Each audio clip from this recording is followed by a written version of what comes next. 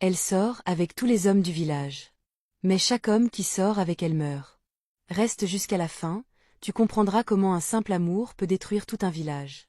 Le lendemain de l'interrogatoire, le village change de regard.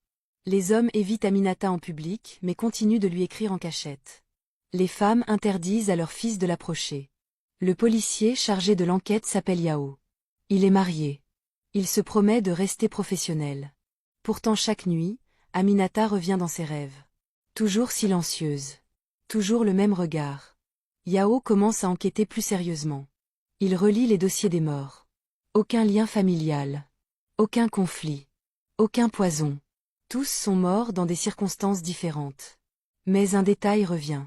Tous ont commencé à tomber malades ou à faire des cauchemars après leur dernière nuit avec elle. Yao interroge les familles. Certaines refusent de parler. D'autres pleurent. Une mère avoue que son fils disait sentir quelqu'un l'observer la nuit. Un frère raconte que la voix de son frère avait changé avant de mourir. Le village parle maintenant de malédiction. Les anciens sont convoqués. Ils se taisent longtemps. Puis l'un d'eux parle. Il raconte une histoire ancienne. Une femme accusée à tort, humiliée, enterrée vivante pour calmer les esprits. Avant de mourir, elle aurait juré que l'amour serait sa vengeance. Yao demande le nom. L'ancien refuse de le dire. Cette nuit-là, un autre homme meurt. Il avait juré devant tout le monde qu'il ne s'approcherait jamais d'Aminata.